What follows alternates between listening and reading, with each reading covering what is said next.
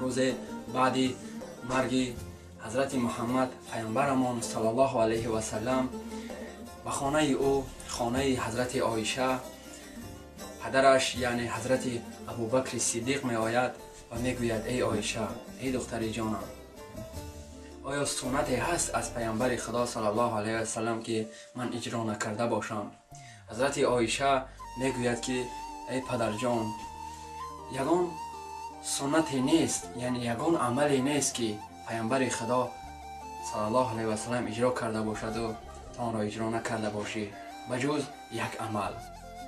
حضرت ابوبکر صدیق رضی الله عنه با حضرت عایشه میگوید که این کدام عمل باشد تا با من بگویی که من این عمل را تیزتر اجرا کنم. بعدا حضرت عایشه رضی الله عنه و پدرش میگوید که ای پدر جان، هر روز حضرت محمد صلی الله علیه و سلم هر سحر وقتی که میخست از خوابش، پیش از شروع کردن روزش و خود بازار میرفت، در آنجا یک پیرمردی خیلی برجامانده بود که روزش را از طلبندگی پیش می بود. از این رو پیامبر خدا صلی الله علیه و سلم آن شخص را پیش از روزش را شروع کردن هر روز میرفت و به او خوراک میداد.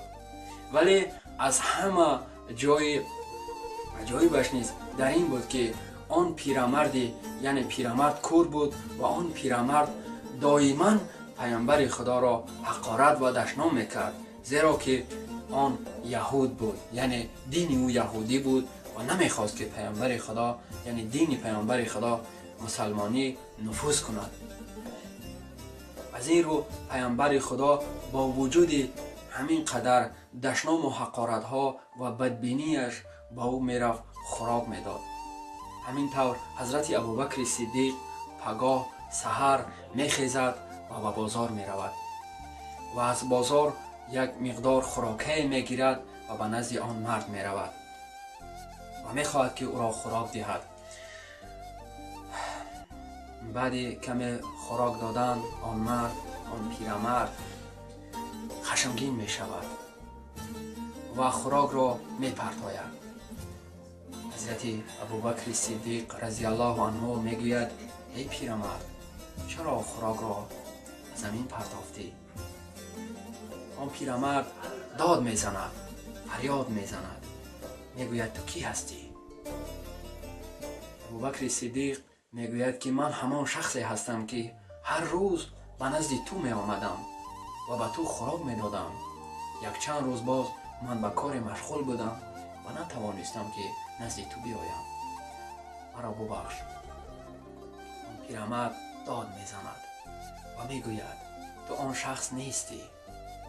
وی کور بود، می گوید که تو آن شخص نیستی. حضرت ابوبکر صدیق حیران می شود و می گوید تو از کجا فهمیدی؟ آن پیرمرد ابوبکر صدیق را نگاه کرده میداند چی میگوید؟ میگوید که آن شخصی که به نزد من می آمد، آن اولا با دست خود مرا خوراک میداد و بعدا پیش از خوراک دادن آن مرد آن خوراک را با دست خود ملایم کرده بعدا به دهان من آن را می انداخت. تو باشی عجله داری و این خوراکی به من داده ایستاده ای، این سخت است، از چی سبب باشد؟ یعنی تو کی هستی؟ حضرت ابوبکر صدیق رضی الله عنه به گریه می درآید و گریه می کند. آن پیرمرد می گوید ای مرد خدا، چرا گریه می کنی؟ حضرت ابوبکر صدیق می گوید آن مردی که تو درباره‌اش سخن گفته ایستاده ای، آن همان شخصی است که تو هر روز آن را دشنام میکردی، حقارت میکردی، یعنی او حضرت محمد صلی الله علیه و سلم است.